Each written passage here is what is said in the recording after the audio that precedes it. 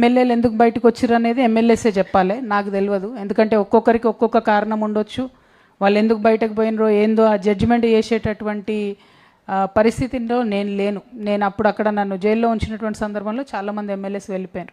So అప్పటి పరిస్థితులు ఏందో నాకు తెలియదు. అంతకుముందు నేను బీఆర్ఎస్ పార్టీలో ఉన్నప్పుడు ఎవరన్నా ఎమ్మెల్యేలు కొద్దిగా బాధపడ్డా, నారాజు ఉన్నా, ఏదన్నా ఇష్యూస్లో ఉన్నా కూడా నేను అనుసంధానం చేసేదాన్ని.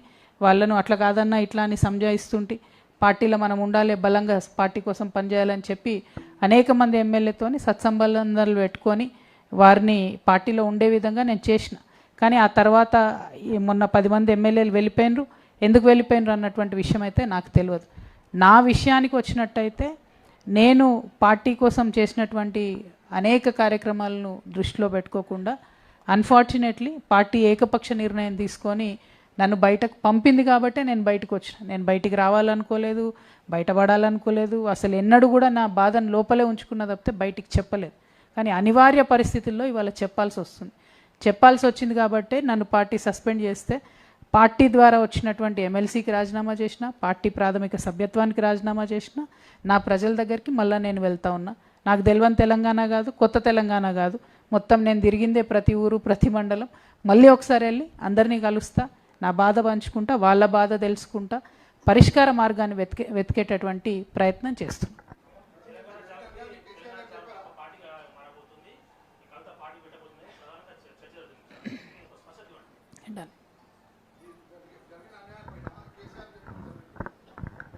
ఓకే, ఇంకా ఎవరైనా ఏమైనా అడుగుతారు? అంతేనా? కూర్చో. जहाँ जहाँ बात करना था, जिन जिन फोरम में पार्टी में डिस्कशन कर रहा था, हर जगह पे हमने डिस्कशन किया है.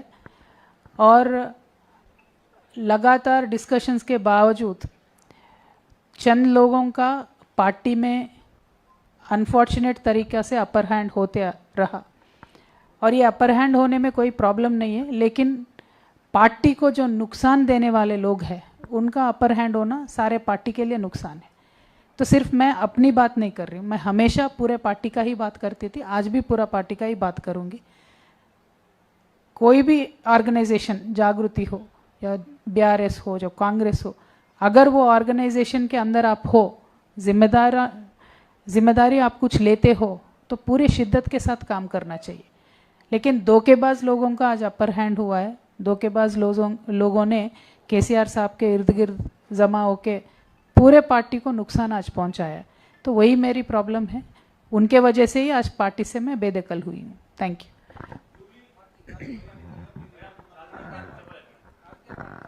జూబ్లీ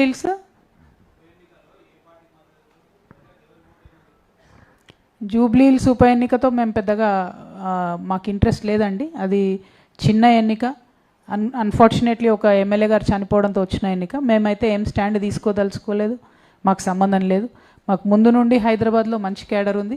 జూబ్లీ హిల్స్లో ఉన్న క్యాడర్ వాళ్ళ ఇష్టం, వాళ్ళ ఇష్టానుసారంగా అక్కడ వేసుకుంటారు. తెలంగాణ జాగృతి అఫీషియల్గా ఏ స్టాండ్ తీసుకోదు, మాకు సంబంధం లేని ఎన్నిక అది.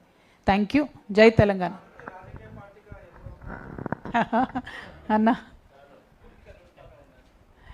అన్న ప్రస్తుతానికి పబ్లిక్ రూట్ మ్యాప్ ఉందన్న. ఆ రూట్ మ్యాప్ అంతా కూడా మీకు ఇచ్చిన 33 జిల్లాలలో పబ్లిక్కి సేవ చేయడమే పెద్దది కదన్న. పొలిటికల్ పార్టీ పెట్టుడు ఎంతసేపు, పార్టీ ఇంపార్టెంట్ కాదు, ఇష్యూస్ ఇంపార్టెంట్, పొలిటికల్గా సాల్వ్ చేయడం ఇంపార్టెంట్. ఇవాళ పొద్దున కూడా నేను నిజామాబాద్ రూరల్ పోయి వచ్చిన, మళ్ళీ ఒకసారి మీకు అది చెప్తాను నేను, చాలా ఇంపార్టెంట్. మొత్తం చేతికొచ్చినటువంటి మక్క పంటకు దగ్గరకు వచ్చి ఫారెస్ట్ ఆఫీసర్స్ విషం పిచికారీ చేసి మొత్తం చంపేసారు మక్క పంటను. 3 ఎకరాలల్లా గిరిజన రైతులు వేసుకుంటే అదే విషం డబ్బా గుంజుకొని ఆ గిరిజన రైతు ఆత్మహత్య చేసే ప్రయత్నం చేసి. అంటే ఇంత దారుణం ఉండకూడదు కదా. ఇదే రేవంత్ రెడ్డి గారు ముఖ్యమంత్రి గారు అదే మంచిప్ప ప్రాజెక్ట్ దగ్గరికి పోయి మీ అందరికీ పట్టాలు ఇస్తామని చెప్పింది. 2 ఏళ్ళు అయిపోయింది, ఇంతవరకు అయితే పట్టాలు ఇవ్వలేదు. ఆ రైతు సాగు చేసుకుంటుండే, ఆడ ప్రాజెక్టు కడతలేరు, పట్టాలు ఇవ్వలేదు. సాగు చేసుకుంటుండే అంత కోపం ఎందుకు అధికారులకు, అంత కర్కశత్వం ఎందుకు? పాపం ఆయన 3 ఎకరాలు ఎంత పెట్టుబడి పెట్టి ఉంటాడు, ఎంత కష్టపడి ఉంటాడు. చేతికొచ్చిన పంటను అంత దారుణంగా చేయడం కరెక్ట్ కాదు. నేను కలెక్టర్ గారికి, నిజామాబాద్ కలెక్టర్ గారికి పత్రికాముఖంగా విజ్ఞప్తి చేస్తున్నా, కొంత ఫారెస్ట్ ఆఫీసర్స్ని సంయమనం పాటించమని చెప్పండి. ఎందుకంటే మీ ప్రభుత్వం స్టాండ్ ఏందన్నది మీకు క్లారిటీ లేకపోతే క్లారిటీ తెచ్చుకోండి. ఒకవేళ మంచిప్ప ప్రాజెక్టు కట్టదలుచుకోకపోతే అక్కడ ఉండేటటువంటి రైతులకు పట్టా ఇవ్వండి, వ్యవసాయం చేసుకునే అవకాశం ఇవ్వండి. అంతేగాని వ్యవసాయం చేసుకుంటున్న వాళ్ళను బలవంతంగా ఫారెస్ట్ ఆఫీసర్లను పంపించి అట్లా పంట నాశనం చేయడం అన్నది మాత్రం మానవత్వం కాదు. ఇది కాంగ్రెస్ పార్టీకి, మీ ప్రభుత్వానికి తగదని కలెక్టర్ గారిని నేను డిమాండ్ చేస్తాను.